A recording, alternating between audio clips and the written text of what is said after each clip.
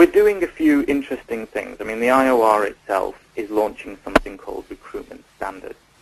And Recruitment Standards is a set of standards that people can engage in, create through the online forum, and then these standards can be literally benchmark skills that recruiters and HR professionals have and need to engage in this in recruitment professionally.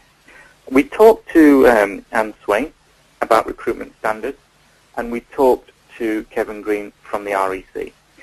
Now, their perspective of the Institute Recruiters is very positive. They will both tell you we are very impressed with this organization and what they've achieved so far. They will also tell you... Sorry, I was going to say that's really impressive that your the so-called competitors, that you're in dialogue with those guys. Well, the reason we're in dialogue with those people, I'll tell you why. My background is understanding how partnerships build businesses, okay? If you look at the Fortune 500 companies, you'll see their CEOs will tell you huge parts of their revenues come from alliances and partnerships with perceived competitors. That's a business idea that works and is demonstrated. There's certain things that we can work together on. We don't have to be seen as competitors. We can work together on programs and be more effective. And there's no reason for organizations to sit in different camps. There's many ways when people can come together for a common goal and work on certain projects where it makes sense together. The response I got from Anne Swain from APSCO, love to work with you on recruitment standards, let's do it. She's even agreed to blog on the Genius Team blog, which is a collection of very, very highly qualified and skilled people sharing their expertise in one particular site. It's geniusteam.org. It's going to launch very soon, and from that one site you'll access 20 or 30 very highly skilled professionals in several different fields from around the world and see what they have to say to help your business. And so far that even includes Anne Swain. And the REC, what have they said to us? We're having more meetings with them. They agree that where it makes sense, we should collaborate. Where it makes sense, it's good to work with other organizations, and we recognize that you have a place in this market. So we're not here to do what the others have done, in other words, cause division. We're here to say, hey, there's certain things that become effective when you work together. So far, the answer is an absolute yes. Excellent, excellent. I'll ask a bit of a different question, but I've got to ask you because you clearly know your stuff. What's your prediction for the future for recruitment businesses?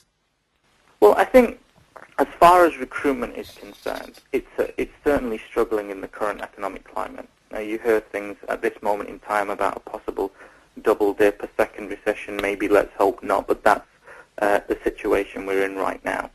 Recruitment is going to have to be more about services. So, for instance, you'll have to work harder for your money and you'll have to work smarter for your money. But that business will always be there, that service will always be required. And I think that recruiters have to understand how technology plays a part in their business. They need to understand how HR and internal people are shifting away from just doing what they were doing before to finding more effective ways to generate new ways of building talent in their business and nurturing talent. So they have to look at the whole picture and make sure they fit with the new jigsaw that's emerging with regard to relationship between business and external recruiters. And I think that's a very important thing to understand. As far as the IOR is concerned, in that global picture, the IOR are piloting offering recruitment standards in the UK to Africa. What we're doing is we're working with a regional director we have in Africa to say, we've got world-class trainers in the UK. You can tap into them and train your people locally through our web-based training schemes from UK trainers who are recognized around the world. Next year, we're looking to open in 5 countries, in Finland, USA, Australia, Spain, and Russia. That's our program for next year. We'll be launching sites and innovations in local languages, and we already have regional directors and coordinators in those countries to start operating the IOR in those countries. The year after that, we've got China and India. We're doing the HR Alliance, which is low-cost HR and recruitment support to the housing, local government, and education sectors, which, again, they say they're not getting from anybody, and we've already got housing associations online for that. And we've got the recruitment standards, basically an international recruitment open standards forum that anybody can take part in. Nobody owns it. It's an industry asset, and it will drive innovation globally. Wow. Excellent. Clearly, you're really passionate about what you're doing and believe passionately about the IOR. Here's a question for you, Asma. Put you on the spot. What would the Institute of Recruiters look like if you knew you could not fail? And when would that be? Right. So two questions there. What would it look like if you knew you could not fail, and when would that be? Well, here's how I see it. It would be seen as a body recognized globally, as pioneers, I would say, in advancing recruitment and HR internationally. So it would be a body that would be recognized around the world in their local countries as well as internationally. And when would that be? Well, I think our vision could be realized within the first 5 years of operation. That's what I believe, simply because when you operate in a very innovative way that's very efficient, you can do things that you might have thought would have taken huge amounts of cash, huge amounts of people and resources. But in actual fact, if you have the right mindset, we're going to show people how you can grow a new type of professional body internationally and how effective this kind of organization can really be on the industry and practitioners. Excellent. Asma, that's been absolutely fantastic. There's so many things there that are benefit to the recruiter. Particularly what you talked about, working in partnership or joint ventures, we call them. And you're absolutely right. That is a great way for growing any business, and you're clearly doing that. It was really interesting, your insight to the future of recruitment in terms of working smarter in the use of technology. And also the launch of the International Institute of Recruiters. The prospects are absolutely fantastic. If you don't mind, Asma, could you just go through, just very clearly, if somebody wants, if a recruiter, are you aimed at recruitment business owners? Are you aimed at all parties within the recruitment field? Well, business owners as well as companies, because don't forget, when the company becomes a member, the bricks and mortar doesn't benefit. So how does it benefit if my company becomes a member? Because my people generate me my revenues. My people create the value in my business.